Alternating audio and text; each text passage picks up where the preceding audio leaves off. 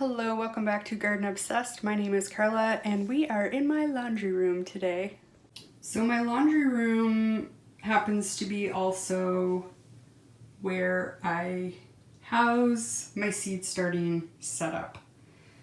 So this is what we're working with, and I'll quickly go through what I use to start my seeds.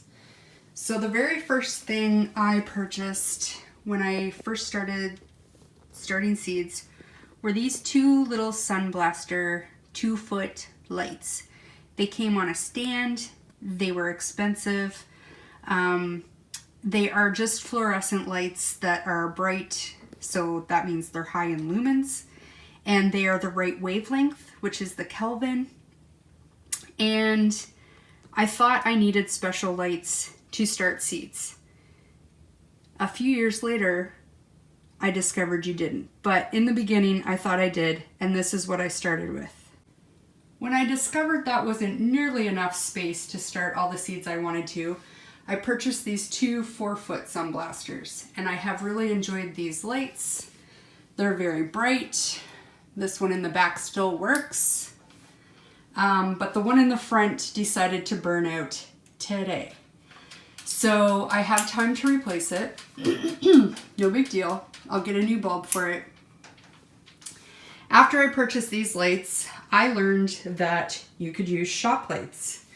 So these were the best Kelvin and Lumens that I could find. They were reasonably priced. They each have 2 bulbs in them. And I find a third, I have 2 on each shelf here. And I think I like to put my trays in this way because I fit 4 trays that way. If I put them the long way, I can only fit 2 trays. I think a third light would be ideal, but I just make this work. So I purchased 4 of those at the same time. And when I purchased these, I also purchased this rack. I used to have 2, this is a 4-foot wide rack, and I used to have, this is a small room, and I used to have, like, there's the door, and anyway, I used to have 2 3-foot shelves right next to one another, and that went up clear to the door, and it was too tight in here, and this is much better, and it's on wheels, so I can move it to clean under it and behind it, and it just works a lot better. Last year, I purchased 2 LED shop lights, and I much prefer these. I think they're brighter. I think they do a better job. They don't get hot. I can put them right up next to, my plastic domes here, and nothing bad happens. And that's what we're working with. So we've got 4 shelves with the 4-foot lights. I've got a couple of those 2-foot lights down here. I might get rid of those and put another set of shop lights down there, although I do also use it for storage and stuff, so I don't know. We'll see how this year goes. But the purpose of this video was I wanted to share what I am starting this time of year. I want to kind of make a series. I've shown you before how I organize my seeds for seed starting. So what's important when you're picking out lights is you want the right Kelvin, which is the wavelength of the light. So you want a full spectrum. And the lumens, which is the brightness of the light, and the brighter, the better. I've shown it in the past, but I have my seeds kind of sorted by when it's time to start them. So these are all vegetable garden seeds. These are all mostly cut flowers. And these are not all going to get planted. Like, this is just, the initial pick out, like, oh, if I could grow everything, this is what I want to grow. So, this will get whittled back. But I thought a lot of the confusion around seed starting is when to actually start things. And I certainly have struggled with that over the years. I think this will be my 8th year gardening and my 6th or 7th starting my own seeds. So I've honed it in a little bit, and I just wanted to share. So right now it is February 1st. So our last frost date is typically the 3rd week of May. Sometimes it's later, sometimes it's earlier, but that's generally where I'm counting from. So my first baggie here is, I have 10 to 12 weeks. And some of those things can get started a little earlier than that. It's definitely not too late to start any of these things. But I also thought, you know, we are probably one of the later frost-free dates, like last frost dates. A lot of people are 10 to 12 weeks out from their last frost date. So if your last frost date is in April, the things I'm going to talk to you about today, you can definitely go ahead and start. And if it's a little later, you can probably get away with starting some of those too. I've definitely started a few things, and I'll show you what I've started. Maybe we'll start with that. So if you're seed starting, you need light. You also need some kind of a system to start lights, or to start starts in. So I like a variety of systems. Last year I did extensive soil blocking. I definitely still like soil blocking, but I think anything you're starting 3 months ahead of time, the soil blocks are not going to stand up over that 3 months. So I will be doing some soil blocking, but it's going to be probably in the 6 to 8 or the 4 to 6 week range, not this far out. Or your things are going to grow and you're going to need to transplant them up.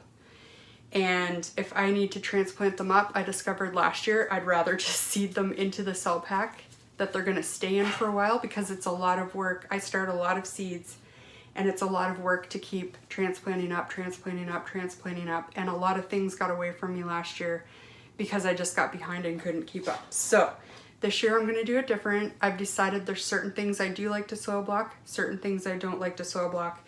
And as we go through the season, I'll take you along with all of that.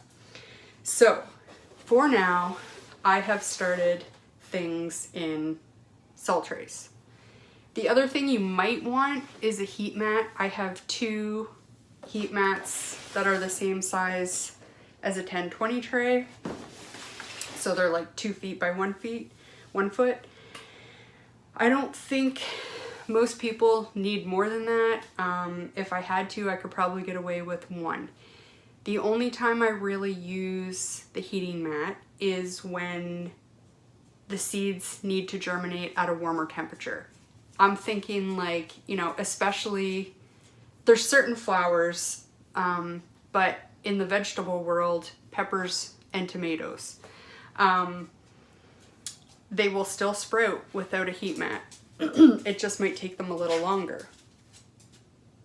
Sorry, I'm watching Lola. She's getting into trouble.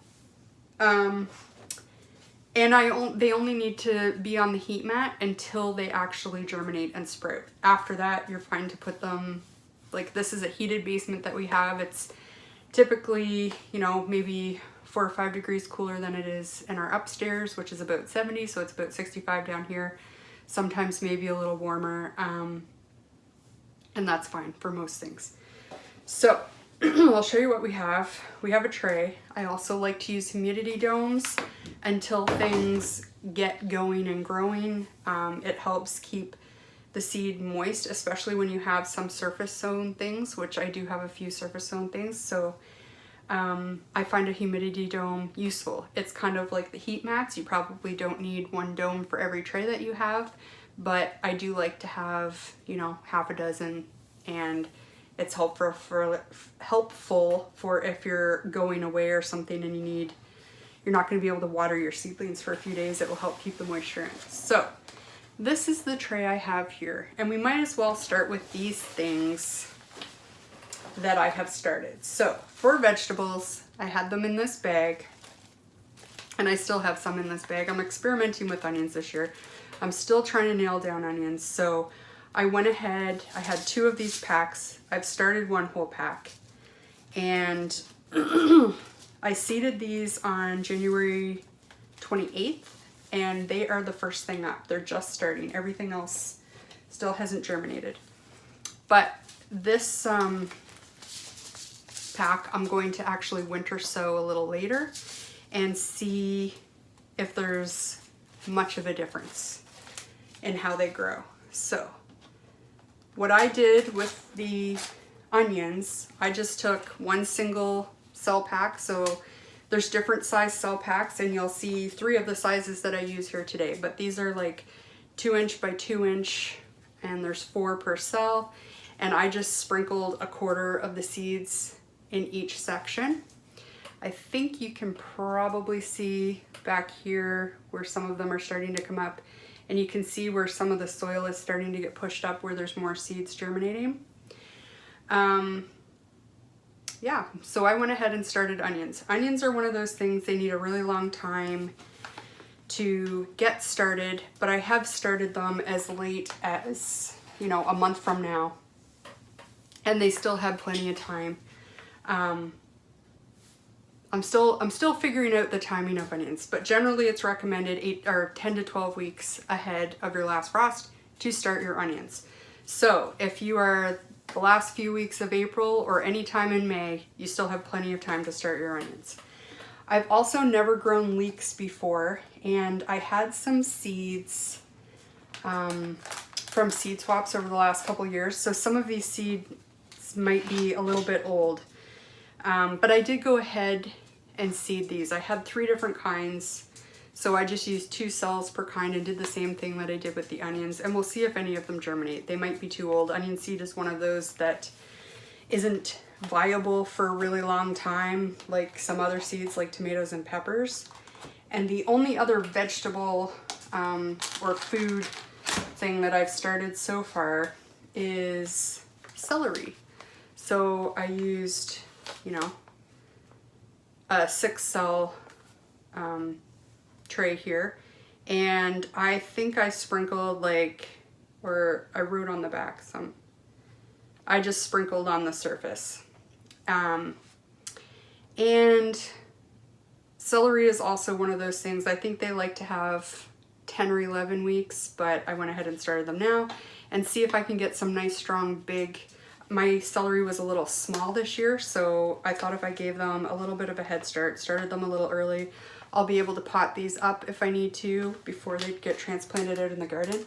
And also the other thing about celery and onions is they're extremely cold hardy. So as I start to run out of room on this rack, as I inevitably will, I can start putting those out on our covered porch, and they're fine even to take a frost. So I'm not so worried about starting these things early because I'll have lots of space outdoors when we get that far. So another thing that I started, we're moving into flower territory now. Lola's like, why are we in the laundry room? This is different. I started some Lysianthus. I wasn't going to. I've tried to grow Lysianthus the last 2 years. Successfully gotten a couple of blooms each year, and they're so pretty, they're worth trying. They are worth the hassle. I haven't nailed it. I'm still trying to do it. I wasn't going to do it, so these actually got started a little later. Some people start them in December. They are finicky. They are not my favorite thing to grow, for sure, like from seed. I mean, I love growing them because they're so pretty, but they are high maintenance for sure. So I started a couple different kinds. I did try saving seed this year from a couple of our blooms. I don't know if it was successful or not. The seeds are like dust, so I literally just crumpled the flour over the surface. And we'll see if we get any or not. The other ones I started was Voyage Champagne, Arena 3 Baby Pink, Roseanne Green, and Mariachi White. So we'll see if we get any Lysianthus. No babies yet though. The other thing I'm trying, I had a package of verbena kicking around. I've never successfully grown this yet either, and that packet is probably 2 or 3 years old now, so I was like, let's just get this done. So there's a few seeds in each cell, and hopefully we'll get some verbena this year. The rest of these things are things that I will use in baskets and pots on the deck, just to, you know, beautify some areas outdoors. So I have one pack here of coleus, and this is the Pinto mix. It's got a really wide array of colors and things, really pretty patterns. I grew these last year. And you can grow coleus as a house plant too, if you so desire. And then I have 3 little packs of pansies as well. So I did these in little cell packs. So these are like 1 inch by 1 inch. And like pansies are just one of those slow growing things. So these will be close to blooming because I've started them this early. They'll be close to blooming when it's time to plant those out. So that's kind of how I want my pansies. So I started them early as well. So I've got 3 different kinds. This is a can pansy, which is a ruffly one. I have a pink mix, and I also have brush strokes. Hold on one second. Look. She was getting into stuff, I swear. So that's what we have already started, and I will tell you what I still have left to start in the 10 to 12 week range. So we'll do the vegetable garden first. So I did have that other pack of onions. I told you what I'm going to do with those. And the only other thing I have in here is a bunch of the hot peppers that I want to start this year. These I will wait a few weeks. I will probably start these mid-February, late February, somewhere around there. And I haven't quite decided which ones. I have quite a stack here. But anyway, that's the only things we have left in the 10 to 12 week bag.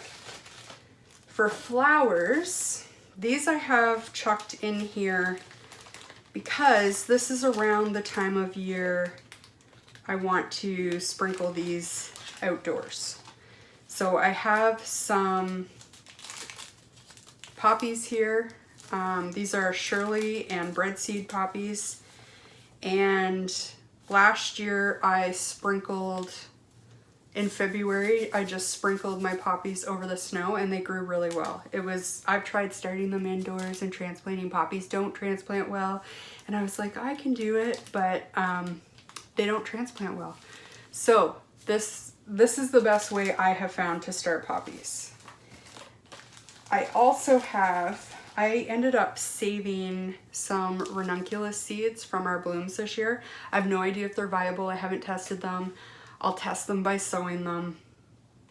And I think it's hard to find a lot of information about starting ranunculus from seed. Most of the information you come across is like starting from corms. So I don't know how early. I do think they take a long time, especially if you want blooms. In the spring, they typically bloom early. So I'm gonna start those soon and see how successful that is. And I had a couple of geranium seeds left over from last year. I think there's only 2 or 3 in here. Can't see through that. So geraniums are another thing that need quite a head start to size up. This actually could have been planted before now. The instructions on this packet are 10 to 14 weeks. So I can start these anytime now. And I grew these last year. They were pretty, they grew really well. If I can find more, I will get more and start more geraniums. But so far I haven't been able to find any locally, and I'm trying to stay away from ordering seeds this year because I typically go overboard and I have enough of everything that I need. And even if I can't find geraniums, we've got enough, like, you know, petunias and coleus and other things that it'll be okay if I don't get more geraniums. So that's all I have going on right now. Not a whole lot. We're just easing into the seed starting season. But I am going to continue to do this like series of videos. So in a couple weeks, we'll do the 8 to 10 weeks. And you know, if you're late May like me, that's probably a little too early, but you know, sacrificing for the channel, right? So that's what we have going on in the grow room so far. Not a whole lot. We're just kind of easing into the season. I hope you'll come back for more seed starting videos every couple weeks here. And I hope you're getting excited for the growing season. We're almost there. We're in the home stretch. Thank you for watching. We'll see you next time.